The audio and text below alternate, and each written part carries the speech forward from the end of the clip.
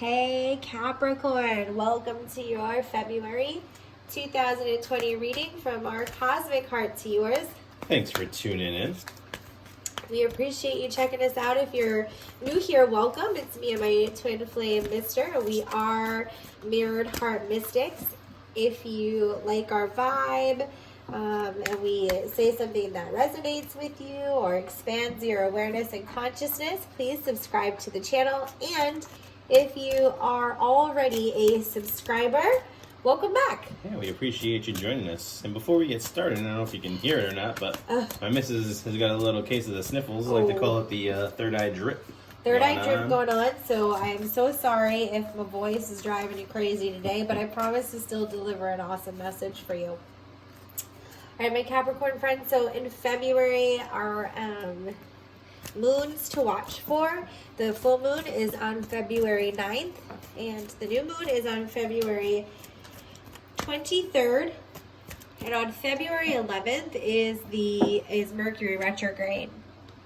So that's some things to look forward to. What we're going to do now, Capricorn, is we're going to look at things on an internal level, your energy and emotions on the inside, and your experiences, relationships, and patterns externally, and see how they're affecting each other. So when it comes to our internal energy, the divine feminine energy, which is our sacred knowledge, wisdom, our intuition, we have self-love.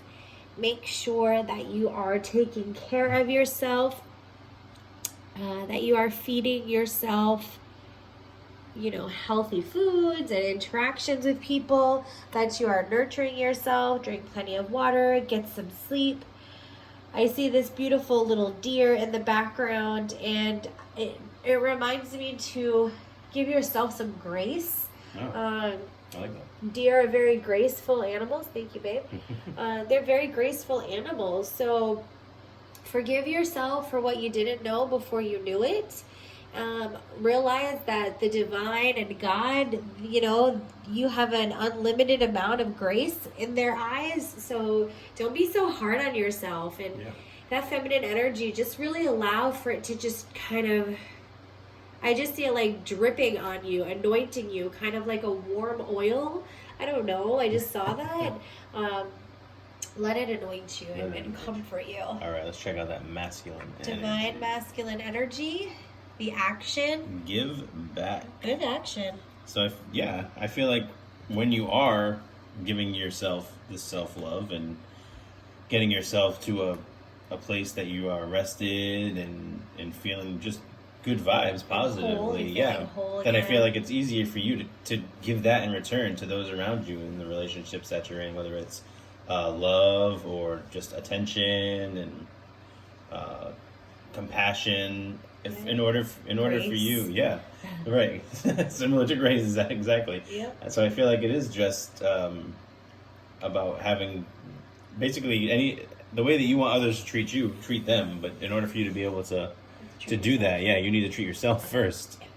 For sure. And I like the numbers. We got 16 and 6. So there's like this shift that is happening, but you determine which way the shift goes. So if your energy is in the direction of feeling exhausted and really run down, then that's going to influence your experience. You're going to experience things that feel draining and relationships that feel draining. But if you can really focus on that self-love and focus on nurturing yourself, then your relationships are going to be nurturing and your experiences are going to be nurturing, and things like that. So let's look a little bit more deeper into that. All as right. If we did.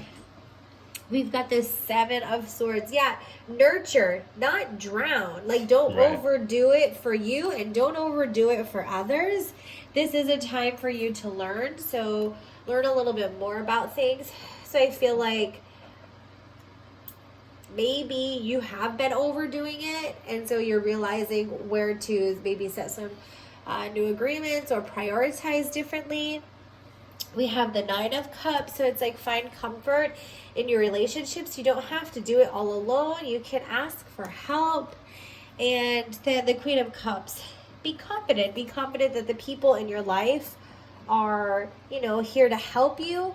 And just because you're asking for help doesn't mean you don't know something or you're not confident. It just means that you're able enough to see where you need some support. Yeah. It's interesting, all these cards. It's going to sound might sound strange.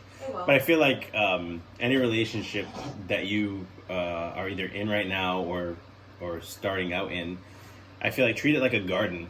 Like we said, you don't want to overwater the plants, and you have to know like which plants you can plant next to each other, because sometimes you plant one, and if it is next to one that it doesn't get along with, then they both die.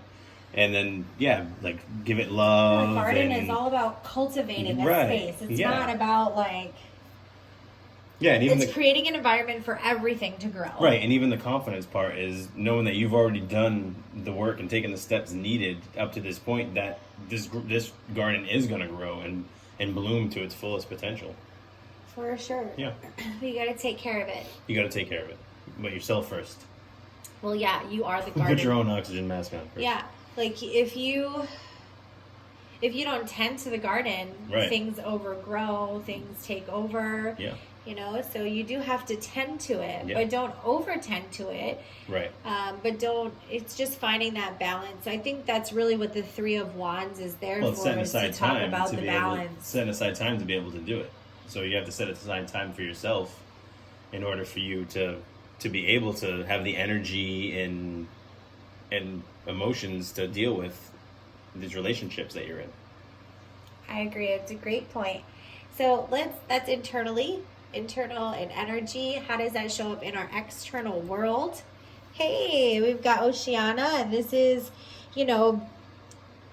reminding you that when you do take action, to make sure that you are listening to your intuition and your gut as you take action. That if something is telling you that it's off, it probably is. So really listen to that. But if something feels good and it feels right, then keep going with that. Like, don't stop and allow yourself to overthink or distract yourself once you have a good flow going. If you're flowing in good energy, or you're flowing in aligned energy, and you're drinking plenty of water, and you're self-care and you're nurturing, then you're just gonna take off. It's just gonna flow. Yeah. I was gonna say, when you listen to yourself, you know when it's time for you to rest and just take a minute and relax yourself, and to not push yourself as much as you might want to get a task done or just get on with your day. You might just need to say, hey, I need to sit down for a minute and just sort myself out. All right, I need to sit down for a minute. Just kidding, I'm good. It's that good old third eye drip. I sound worse than what I feel. All right, so looking a little bit deeper, we've got the Six of Acorns. So there is definitely another 6 coming. So there's definitely a shift and a victory within the tangible things. We've got the King of Shells, which is good. That's things feeling really good. The little seahorse is able to wrap its tail around an anemone and kind of just flow with it. Seahorses forever. Forever. I love that stupid video. But, they kind of just go with the flow, and they're very gentle. And then, your decisions, the Chariot, the discipline within in which you make decisions even. Well, and not just that, but it's being confident with the Queen of Cups in the decisions that you're making. Because this rhinoceros, you know how much a rhinoceros weighs. And it's just going out there on this branch, doesn't know if it's going to hold it up or not. True. And it's right over this patch of thorns. Yeah. It could very easily just snap and you have no idea, fall into it. But it's confident that it is going to make it across this branch. Did you say that's the Queen of Cups? Yeah. Yeah. Yeah. And with the King of Shells, I feel like it's about having a good foundation and stability, because when the seahorse is in the ocean, it does put its tail around like seaweed so it doesn't lose itself in the current. So don't get swept up in all the commotion and all the... And rely on the people... around you, yeah. Yeah, to help you and ask for help and things like that. Exactly. This is glary. What about love? What about love, honey? Wedding. So it doesn't necessarily have to be a wedding, but it might be. If it is, congratulations. Otherwise, it might just be you entering into some new commitments, whether it be a romantic relationship or a business relationship. But there is some sort of new agreements that are building right now. Well, yeah, we have the 9 of Cups too, so that's like stability in relationships. So there might be. Yeah. I mean, your relationship may be advancing to the next level, and that next level could be wedding, or it could just be deeper commitment to each other. Yeah. Or maybe you're already married and maybe you want to renew your vows. That could be too. Yes, or maybe like there's a recommitment in your marriage, whether you're going to renew them or not. There's like a new agreement, or some sort of level up for sure. But Capricorn, it looks like this is going to be a month of self-care for you.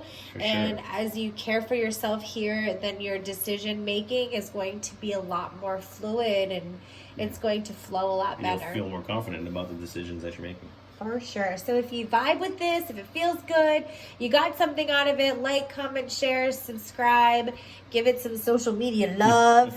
And hopefully this brought you some guidance and deeper awareness and a fresh perspective. And we wish you all the very best. Take care. Bless.